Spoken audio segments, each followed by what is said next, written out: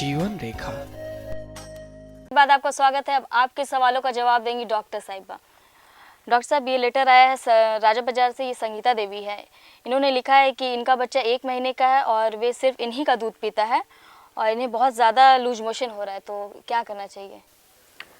जो बच्चे माँ का दूध ही सिर्फ पीते हैं तो कभी कभी माँ के दूध की वजह से मोशंस जो है ज़्यादा लूज़ मोशंस ज़्यादा बार होते हैं। दिन भर में 10 बार, 12 बार, 15 बार भी हो सकता है।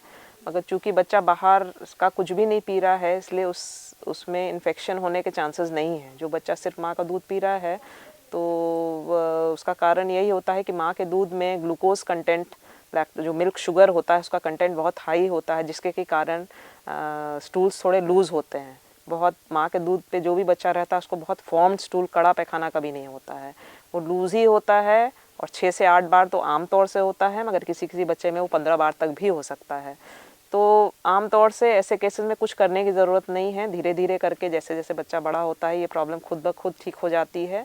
और कभी कभी अगर बड़े होने पर भी नहीं ठीक होती है तो फिर पैखाना जांच करवा के डॉक्टर के से कंसल्ट करने के बाद पैखाना जांच करवा के देखना पड़ता है कि उसमें कुछ प्रॉब्लम तो नहीं है। तो ऐसे बच्चों को जो ज़्यादा लूज मोशन हो रहे हैं तो वीकनेस वगैरह होने के नहीं, चांसेस? कुछ नहीं होता उसमें। ये लेटर कंकरबाग से आया है। ये मंजू कुमारी है। इन्होंने लिखा है कि इनके बच्चे की उम्र 3 महीने की है और इनके बच्चे के साथ प्रॉब्लम्स है कि ये बुखार इन्हें लगते रहता है, दवा देती है बट छूटता नहीं, तो इन्हें क्या करना चाहिए?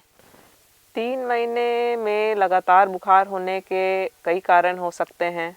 सबसे ज़रूरी बात है कि बच्चे को डॉक्टर के पास ले जाके उसको दिखाना ज़रूरी है। हो सकता है डॉक्टर कुछ जांच वगैरह करवा के देखें, एग्जामिन करे बच्चे को, उसके बाद कुछ जांच वगैरह करवा के देखें, जैसे खून का जांच, पेशाब का जांच, छाती का एक्सरे वगैरह करवा के देखें, क्योंकि उसके कई कारण हो सकते हैं लगातार बुखार होने का। जैसे बच्चे को यूरिन इन्फेक्शन, पीकोलाई जो बड़ों में होता है वो बच्चों में भी काफ़ी कॉमन है, वो हो सकता है।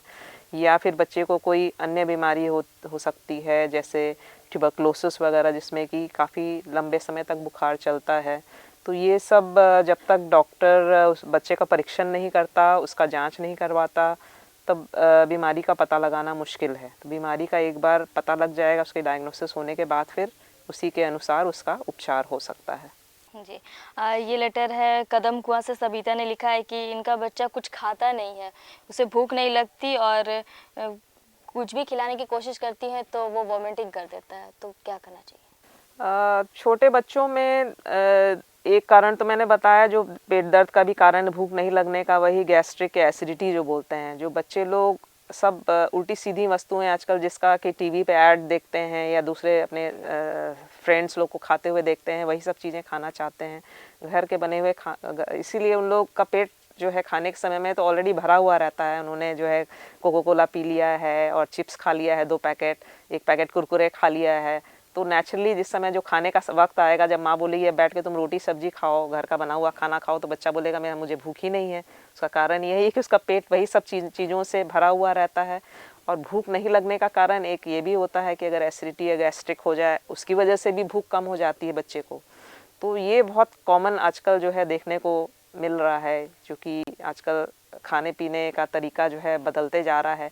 उसका एक कारण और होता है कि हर फैमिली में, पहले जैसे पुराने ज़माने में जॉइंट फैमिलीज़ होते थे, एक फैमिली में बहुत सारे बच्चे रहते थे और बच्चे सब एक दूसरे को देखा देखी खाते थे। कंपटीशन उनमें होता था कि वो खा रहा है, एक खा रहा है तो मैं 2 खाऊं। तो वो वाली बात अब नहीं रह गई है। अब सब न्यूक्लियर फैमिलीज़ हो गई हैं, जहाँ सिर्फ माँ बाप हैं, एक बच्चा घर में है और माँ बाप बच्चे के पीछे लगे रहते हैं, खाओ खाओ खाओ। तो बच्चा को लगता है कि मुझे पनिशमेंट दिया जा रहा है। वो खाना देखते भागता है कि मुझे माँ बाप खाने का प्लेट लिए लिए दौड़ रहे हैं, बच्चा भाग रहा है आगे आगे। एक कारण वो भी है कि बच्चा खाना नहीं चाहता है खाना, कि उसको लगता है कि जो मील टाइम है उसके लिए पनिशमेंट लगता है उसको। तो एक वो भी कारण है। डॉक्टर साहब, ये तो हुई है लेटर की बात। मैं चाहूँगी कि चलते चलते कुछ एडवाइस हमारे व्यूअर्स को आप दें। बच्चों के देखभाल में 2-3 बातें मैं स्ट्रेस करना चाहूँगी। सबसे पहली बात तो, जब बच्चा पैदा होता है 6 महीने तक उसे सिर्फ माँ का दूध पिलाएं, उसके अलावा कुछ भी ना दें।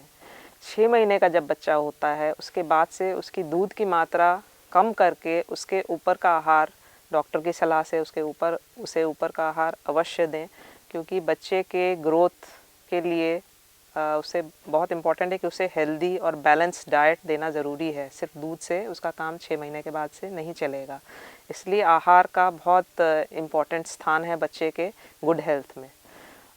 इसके अतिरिक्त बच्चे को समय अनुसार टीकाकरण अवश्य करवाएं, ताकि बच्चे को जितनी भी इन्फेक्शियस बीमारियां हैं, जितनी भी खतरनाक बीमारियां हैं, उन सब से बच्चे का बचाव हो सके।